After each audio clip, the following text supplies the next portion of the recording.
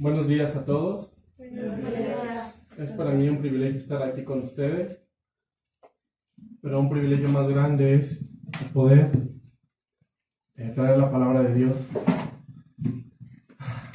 Existen diferentes tipos de llamados, unos más importantes que otros.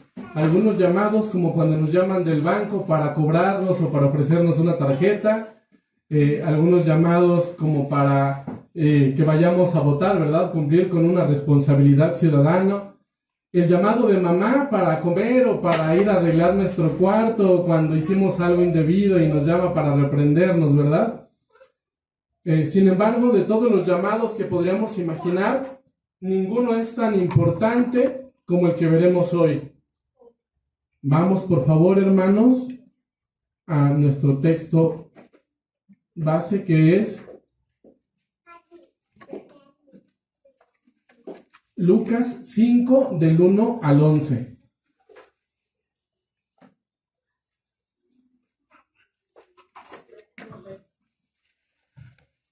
Lucas 5, del 1 al 11.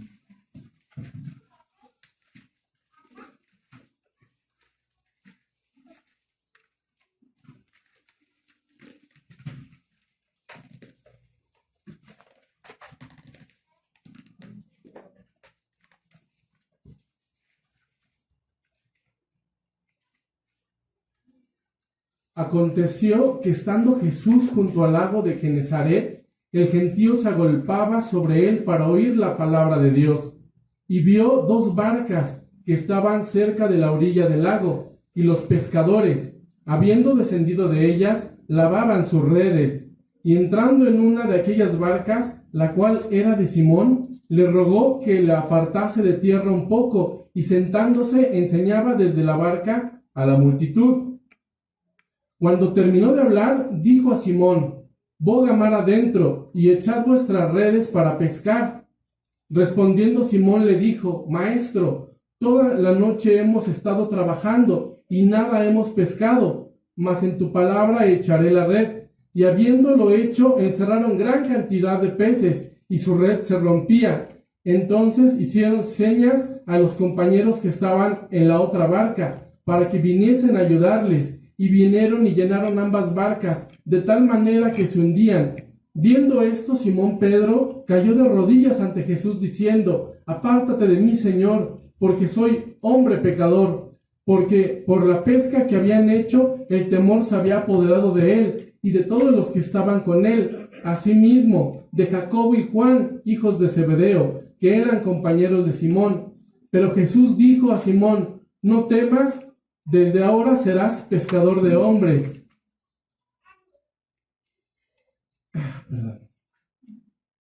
Desde ahora serás pescador de hombres. Y cuando trajeron a tierra las barcas, dejándolo todo, le siguieron. Vamos a orar, hermanos. Amado Dios y Padre Celestial, gracias te damos, Señor, por este día que nos has concedido la vida, por la oportunidad que nos das con esta vida de buscar tu nombre, Padre, de buscar tu rostro.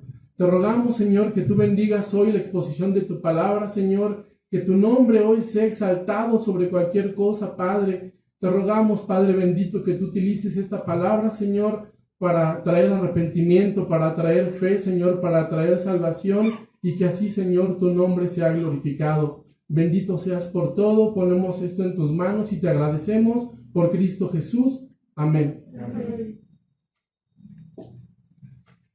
Vamos a ir al primer punto de nuestra predicación.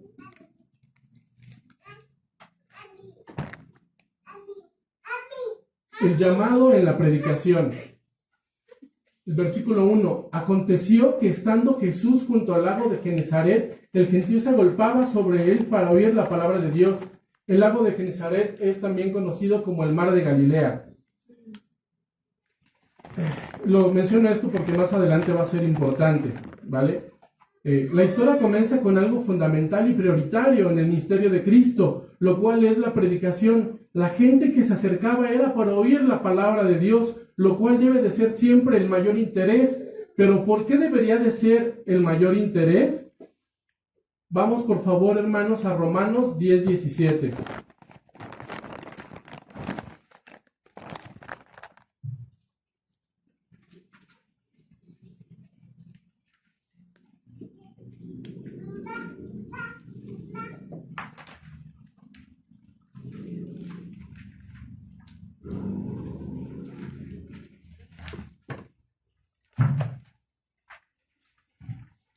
Romanos 10:17 dice, la fe es por el oír y el oír por la palabra de Dios. La fe es el resultado del llamado por la predicación de la palabra de Dios.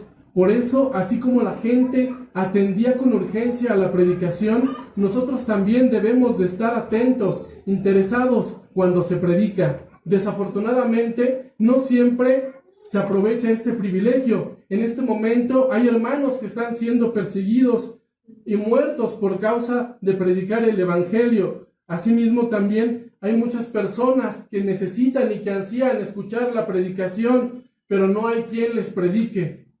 Por favor, vamos a Romanos 10:14.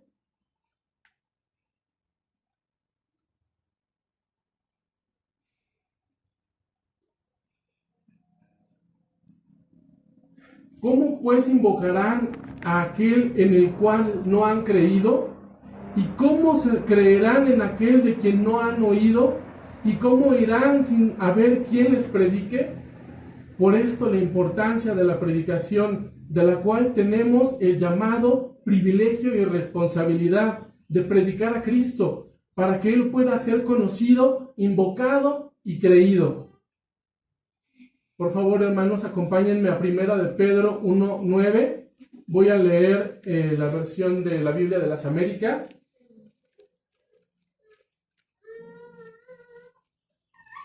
Primera de Pedro 1:9.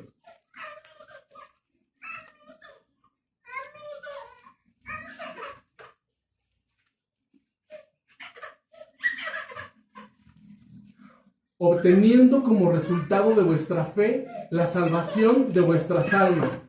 La predicación, la fe y la salvación están ligadas. No puede haber una sin la otra. Por eso la importancia de predicar el Evangelio, anhelando la salvación de los que aún viven en sus delitos y pecados. ¿Será que alguno de los que estamos aquí presentes, aún vivimos en nuestros delitos y pecados? Ahora tenemos la oportunidad de escuchar este llamado. Vamos, por favor, a nuestro texto base de Lucas 5. Vamos a ver el versículo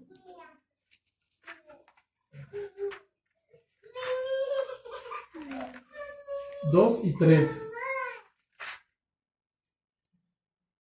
Y vio 2 barcas que estaban cerca de la orilla del lago, y los pescadores, habiendo descendido de ellas, lavaban sus redes. Y entrando en una de aquellas barcas, la cual era de Simón, le rogó que la apartase de tierra un poco, y sentándose enseñaba desde la barca a la multitud.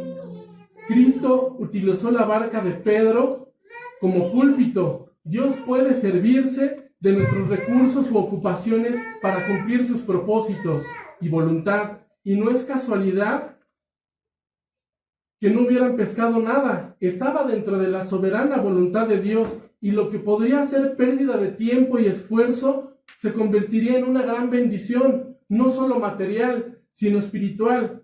Así también Dios puede obrar su voluntad dentro de nuestros esfuerzos aparentemente infructuosos, lo cual nos llama a esperar y confiar en Él.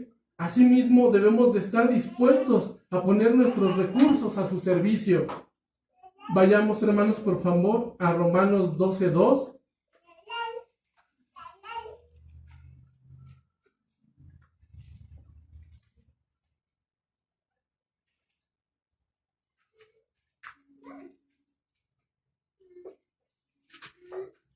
Dice: no os conforméis a este siglo, sino transformaos por medio de la renovación de vuestro entendimiento, para que comprobéis cuál sea la buena voluntad de Dios, agradable y perfecta.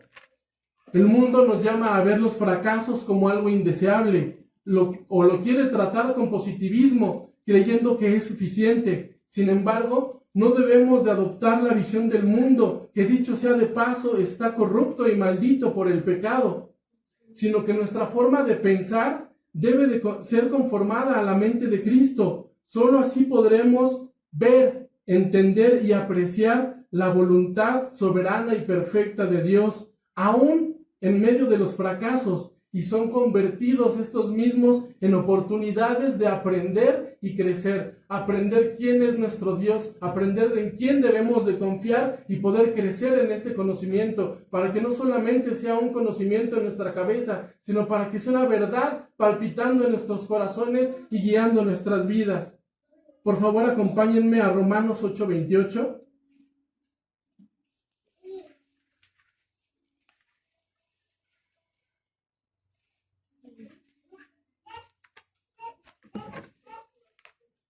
Y sabemos que a los que aman a Dios, todas las cosas les ayudan a bien. Esto es, a los que conforme a su propósito son llamados. Romanos nos habla de llamado y propósito para el creyente. Y esto mismo podemos ver en nuestra historia. Propósito para el fracaso y éxito. Llamado a obediencia, salvación y ministerio. Este es uno de los motivos por el cual la predicación es central en el ministerio de Cristo, como lo vemos en Lucas 4:43, pero Él les dijo, es necesario que también a otras ciudades anuncie el evangelio del reino de Dios, porque para esto he sido enviado. Entonces, para terminar este primer punto, vemos la predicación continua, la enseñanza es algo prioritario y central en el ministerio de Cristo, y también debe de serlo para nosotros como creyentes.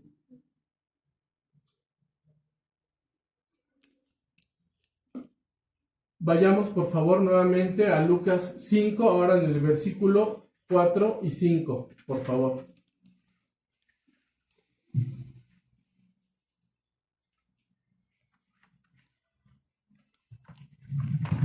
Cuando terminó de hablar, dijo a Simón, boga mar adentro y echad vuestras redes para pescar. Respondiendo Simón le dijo, Maestro, toda la noche hemos estado trabajando y nada hemos pescado, mas en tu palabra echaré la red.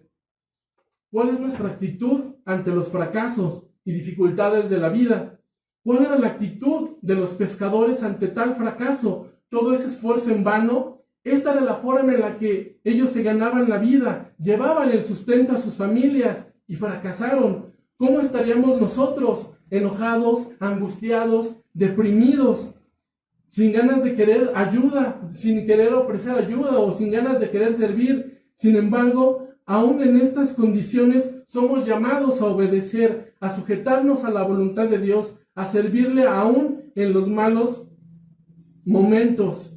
La obediencia es fundamental en la vida del creyente y en la misma hay bienestar. Si nuestra buena disposición está sujeta a obtener lo que quiero o lo que creo necesitar, es decir, al cumplimiento de mi voluntad, esto es un indicador de que hay un gran problema en nuestro corazón. Somos llamados a negarnos a nosotros mismos por causa de Cristo. Debemos de arrepentirnos. Aprendamos del ejemplo de Lázaro. Él vivía en condiciones deplorables. Los perros lamían sus llagas. Él se alimentaba de las migajas que caían de la mesa del rico. Aún vemos que de esa forma Dios de todos modos le proveía el sustento. ¿Y cuál fue el final de Lázaro? Fue un final glorioso en la gloria eterna, donde fue librado de todo ese dolor, de todo ese sufrimiento, de todo ese padecer. Es por eso que él estaba sirviendo a Dios y agradando a Dios. Ese era el deseo de su corazón, y este deseo en su corazón lo condujo a la gloria eterna. Por el contrario, el rico, al tener prácticamente una vida cómoda y resuelta, nunca pudo ver que tenía la mayor carencia de todas, la cual lo condujo al destino eterno. El tener todo lo que al peor destino eterno, que es al infierno. El tener todo lo que queremos o como lo queremos no precisamente es una bendición. El tener escasez puede ser un acto de amor y de cuidado de parte de Dios con nosotros, porque esto nos mantiene dependientes total y completa y continuamente de Él. No hay una mejor posición para el hombre que vivir en una completa y total y continua dependencia de Dios. Por favor, acompáñenme a Mateo 16, del 24 al 26.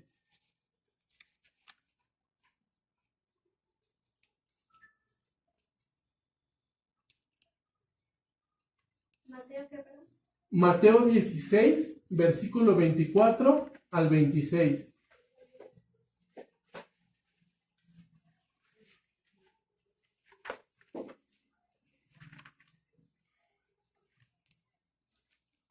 Dice, entonces Jesús dijo a sus discípulos, si alguno quiere venir en pos de mí, niéguese a sí mismo y tome su cruz y sígame, porque todo el que quiera salvar su vida la perderá, y todo el que quiera su vida por causa de mí la hallará. Porque ¿qué aprovechará al hombre si ganare todo el mundo y perdiere su alma? ¿O qué recompensa dará el hombre por su alma? Porque el Hijo del Hombre vendrá en gloria de su Padre con sus ángeles, y entonces pagará a cada uno conforme a sus obras. De cierto os digo que hay algunos de los que están aquí que no gustarán la muerte, hasta que hayan visto al Hijo del Hombre viniendo en su reino. Muchas gracias. El llamado a seguir a Cristo es un llamado a la renuncia de nuestros afectos y voluntad, corruptos por nuestra naturaleza caída. Somos llamados a dejar comodidades o estilo de vida por seguir a Cristo. Esto incluye estar dispuesto a padecer por su causa. El buscar, mantener o salvar nuestros intereses en lo que creemos que hay bienestar solo nos lleva a perderlos y a perder nuestras almas. Pero si estamos dispuestos a renunciar a todo por causa de Cristo, hallaremos el mayor bienestar terrenal, aún en medio de las dificultades, pero sobre todo hallaremos vida eterna. El hecho es de que nada nos sirve tener todo lo que querramos en este mundo si nos aleja de Dios o si nos hace dejar de depender de Dios y nos hace no considerarlo en nuestras vidas. En consecuencia, ser condenados. Y ni aun todo lo que pudiéramos alcanzar, obtener o requerir en este mundo podría alcanzar para pagar el precio que mi pecado demanda delante de la justicia de Dios.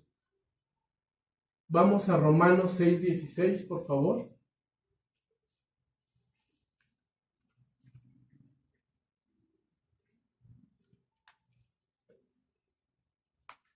Dice, ¿no sabéis que si os sometéis a alguien como esclavos para obedecerle, sois esclavos de aquel a quien obedecéis, sea del pecado para muerte o sea de la obediencia para justicia? ¿Nos sujetamos a la voluntad de Dios, sea cual sea, o vivimos para agradarnos a nosotros mismos? Si vivimos para agradarnos a nosotros mismos, estamos en idolatría. La peor idolatría es cuando nos adoramos a nosotros mismos. Colosenses 3:5 dice, haced morir lo terrenal en vosotros, fornicación, impureza, pasiones desordenadas, malos deseos y avaricia, que es idolatría. Lo anterior está enfocado en nosotros. En Ezequiel 23:49 dice, y sobre vosotras pondrán vuestras perversidades y pagaréis los pecados de vuestra idolatría y sabréis que yo soy Jehová el Señor. Hermanos, somos llamados a entender cuál es el resultado de nuestra idolatría, apartarnos de ella para adorar al único Dios que merece nuestra devoción y adoración. Por favor, vayamos a Mateo 7:21.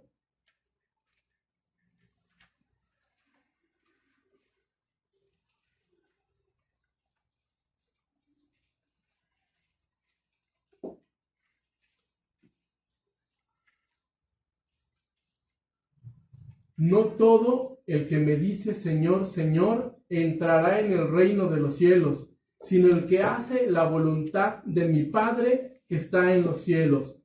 La obediencia da evidencia de a quién servimos y quién es nuestro Señor. Asimismo indica cuál será nuestro destino eterno. Si Jesucristo no es nuestro Señor, nuestro destino eterno no será la gloria eterna, sino por el contrario, lo será el infierno. Vayamos, por favor, a Colosenses 3:24.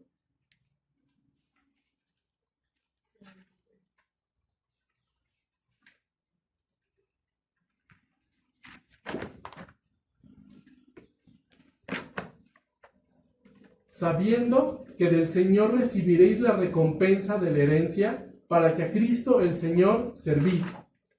El servir a Cristo y no a nuestros afectos o voluntad tiene recompensa.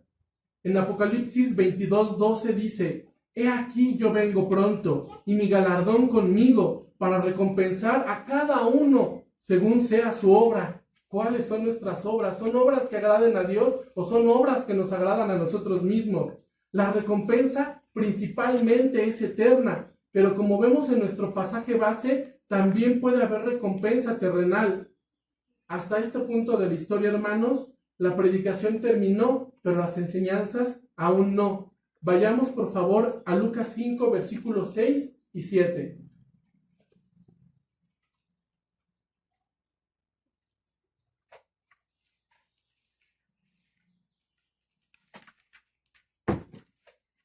Y habiéndolo hecho, encerraron gran cantidad de peces, y su red se rompía. Entonces hicieron señas a los compañeros que estaban en la otra barca, para que viniesen a ayudarles, y vinieron y llenaron ambas barcas, de tal manera que se hundían. Hermanos, cuando atendemos al llamado a obedecer y servir, no solo nosotros somos beneficiados, sino también los que nos rodean. Al final de cuentas, los que están alrededor de nosotros son beneficiados porque Dios transforma nuestras vidas, y eso también impacta en la vida de nuestra esposa, de nuestros hijos, de nuestros amigos, de todas las personas que nos rodean. Por favor, vamos a Lamentaciones 3:37.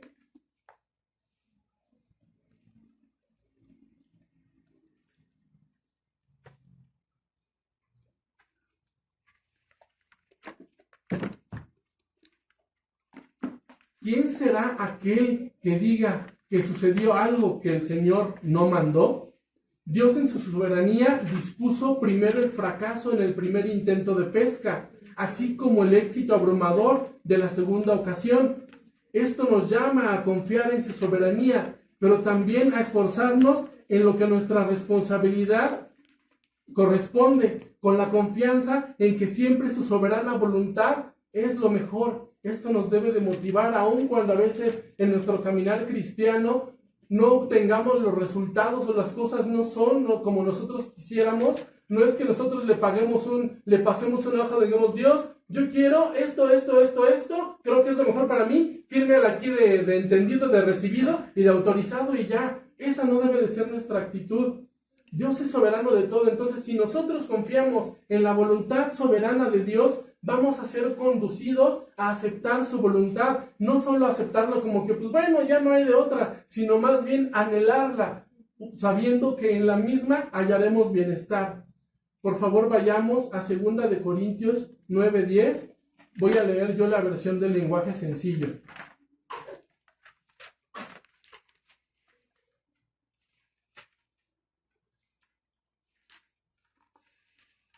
Dice: Dios da la semilla que se siembra y el pan que nos alimenta, así que también les dará a ustedes todo lo necesario, y haré que tengan cada vez más para que puedan ayudar a otros.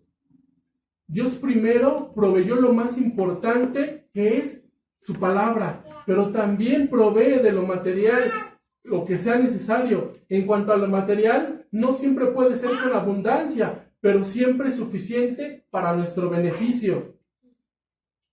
No para enriquecernos, sino para compartir. Espiritualmente hablando, Dios nos provee de los medios de gracia necesarios para tener todo lo que necesitamos, y somos llamados a ocuparlos. Hermanos, considerando esto, ¿estamos compartiendo con otros ambas bendiciones? En Hechos 20:35 dice: en todo os he enseñado que trabajando así se debe de ayudar a los necesitados, y recordar las palabras del Señor Jesús, que dijo: más bienaventurado es dar que recibir. Hermanos, si hemos escuchado el llamado, ¿cómo podemos ser indiferentes a las necesidades de otros, especialmente las necesidades espirituales? Esto nos da paso al tercer punto. Vamos, por favor, a nuestro texto base, Lucas 5, versículo 8 al 10, la primera parte del 10.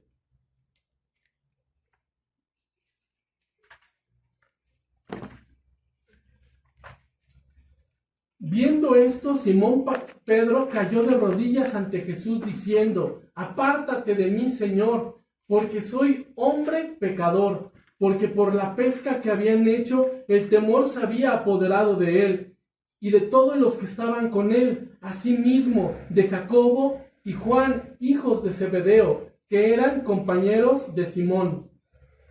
¿Cuál sería el temor de Simón y sus acompañantes? Para entender un poco respecto de este temor, por favor, vamos a Marcos 4, del versículo 35 al 41. Marcos 4, 35 al 41.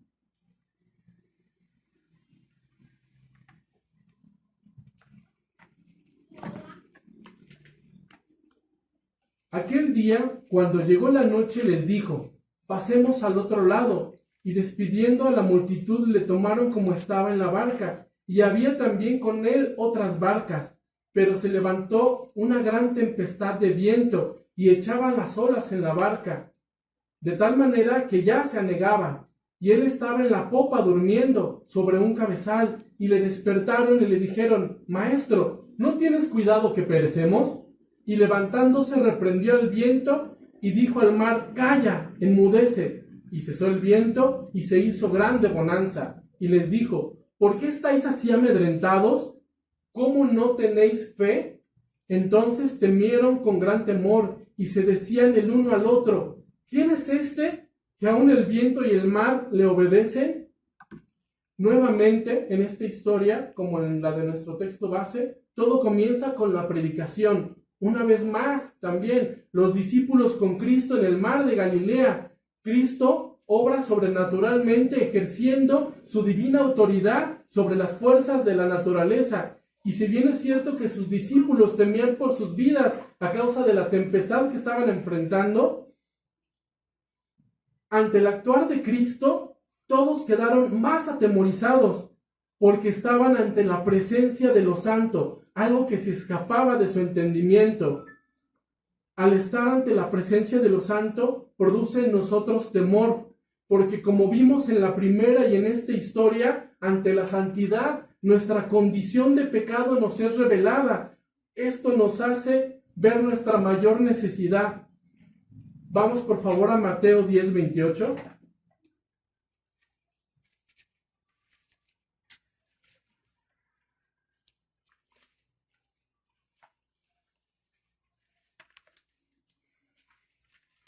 No temáis a los que matan el cuerpo, mas el alma no pueden matar.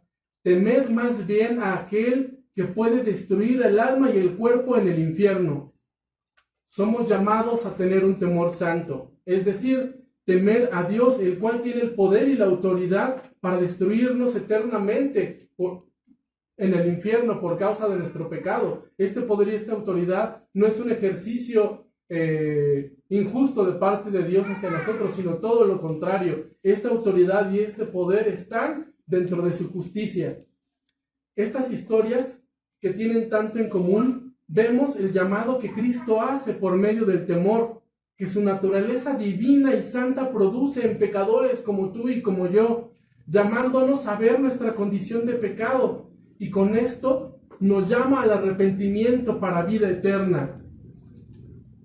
Hay otra ocasión en la que vemos nuevamente a Cristo, sus discípulos, una barca y el mar de Galilea, donde también encontramos llamados importantes. Por favor, vayamos a Mateo 14, del 22 al 33.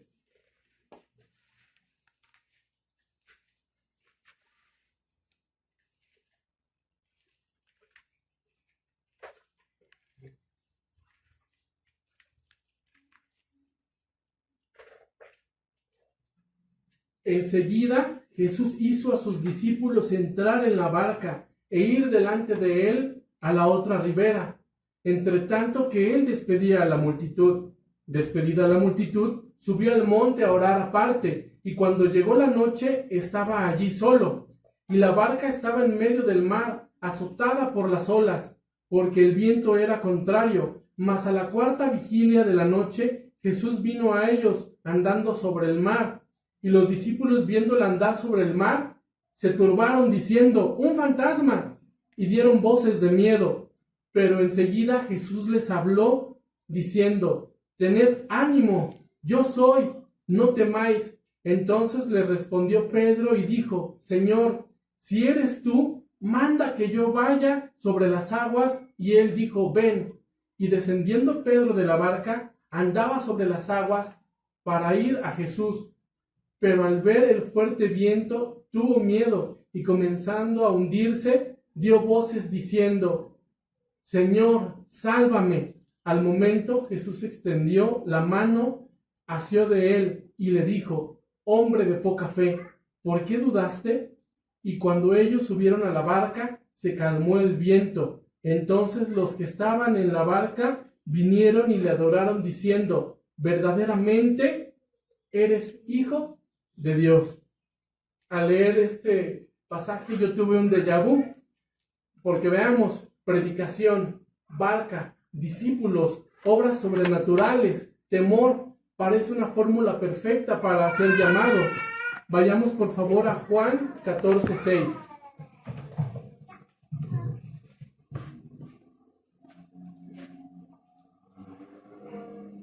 Este es un versículo que a mí de chico me hicieron aprenderme y siempre es de gran bendición y debería de estar siempre en la mente de muchos o de todos. Jesús les dijo: yo soy el camino y la verdad y la vida. Nadie viene al Padre sino por mí. Así como este pasaje y como la historia que estamos viendo, Cristo nos llama a venir a Él. Esto es un llamado a creer en Él, siendo el único camino que puede salvarnos de la tempestad que será enfrentar la ira de Dios.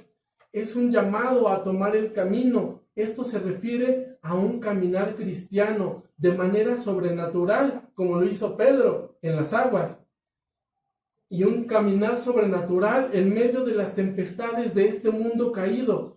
Y la única forma de hacerlo es, como dice en Hebreos 12:2, puestos los ojos en Jesús, el autor y consumador de la fe. Por favor, vayamos a Juan 3:14 al 15.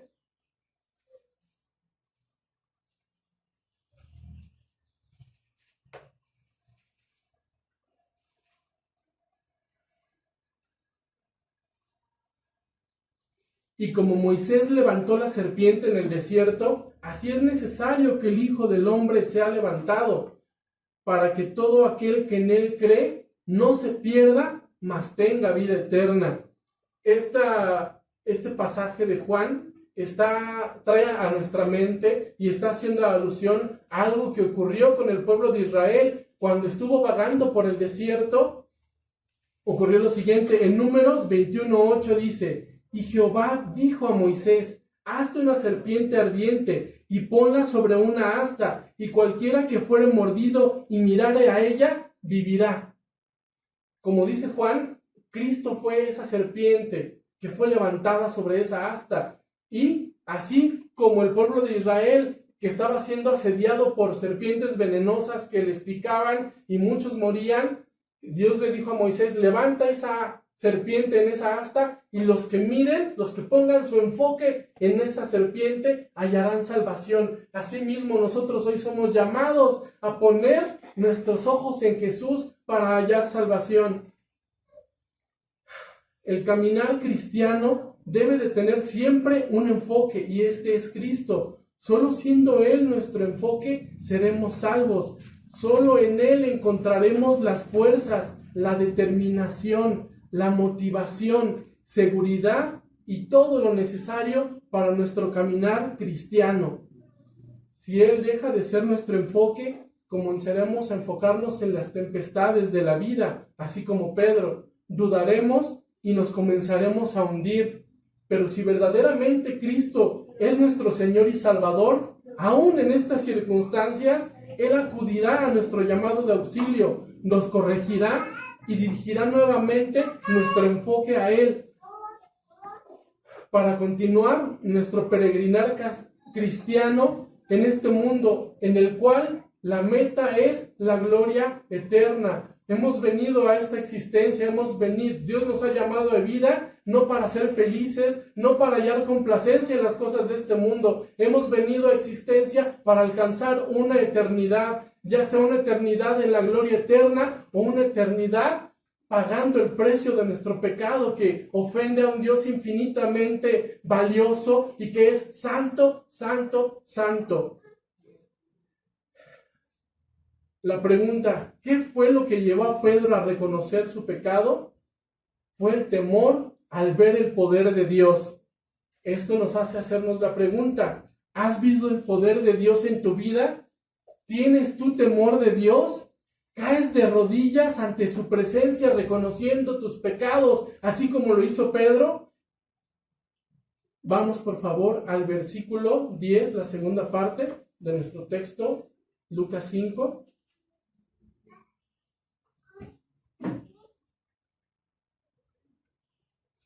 Pero Jesús dijo a Simón: no temas, desde ahora serás pescador de hombres.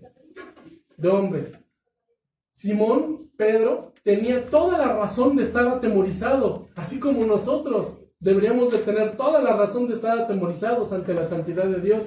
Cuando su condición de pecado quedó al descubierto ante la presencia santa del Dios encarnado, que es Cristo Jesús. Vamos por favor a Isaías 6:5. Aquí vamos a ver otro ejemplo de cuál es lo normal de cuando venimos ante la presencia de Dios. Isaías 6:5. Entonces dije: ay de mí, que soy muerto, porque siendo un hombre inmundo de labios y habitando en medio de un pueblo que tiene labios inmundos, han visto mis ojos al Rey, Jehová de los ejércitos. Muchas veces tenemos la tendencia a excusarnos en nuestra justicia propia, porque vemos alrededor de nosotros y podemos ver mucha gente que puede ser más mala que nosotros, aparentemente, ¿no? Sin embargo, cuando nos acercamos ante la presencia de la santidad de Dios, toda esa justicia propia, toda esa rectitud, todo eso, lo bueno que me puedo yo creer, es desbaratado. Nos es mostrado que somos hombres de labios inmundos. Al ser llamados ante la santidad, nuestra inmundicia queda expuesta. Podemos ver que no solo somos inmundos de labios, sino que todo nuestro ser es inmundo delante de Dios. Por este mismo motivo, Simón y los que estaban con él experimentaron gran temor de verse merecedores de la ira justa y santa de Dios. Es solo hasta que esto ocurre, hasta que estamos ante la presencia de la santidad de Dios, hasta que Dios en su misericordia nos permite ver su santidad, nos permite ver su gloria, su majestad, es hasta que lo vemos y lo conocemos a Él, hasta que vemos verdaderamente quién es este Dios, que podemos bien entender verdaderamente quiénes somos nosotros mismos. Es solo hasta que esto ocurre que somos llamados al verdadero arrepentimiento, al ya no temer por nuestra destrucción eterna. Somos llamados a encontrar en Cristo un Salvador y Redentor que pone fin a nuestra condenación, y asimismo somos llamados a vida eterna. Por otra parte, el llamado a ser pescadores de hombres no solo es un llamado a Simón y los que estaban con él, sino es un llamado para todo creyente. Mateo 28:19 dice: por tanto, id y hacer discípulos a todas las naciones, bautizándolos en el nombre del Padre, del Hijo y del Espíritu Santo. Esto implica no solamente ir y predicar, sino tener primero, para poder ir y predicar, ¿qué necesitamos tener? Necesitamos conocer a Dios al cual vamos a predicar. No podemos predicar algo de lo cual no conocemos. No podemos incluso creer en alguien a quien no conocemos. Es por eso el llamado a atender la predicación, para que así podamos conocer a este Dios eterno, a este Dios santo, para que al conocerlo seamos conducidos al arrepentimiento, hallemos salvación en Cristo y así después podamos ser capacitados para compartir todas estas buenas nuevas.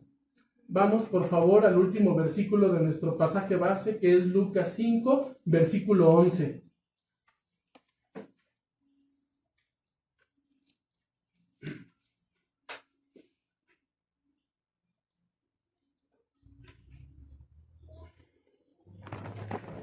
Y cuando trajeron a tierra las barcas, dejándolo todo, le siguieron. Por favor, vamos a Mateo 9, versículo 9.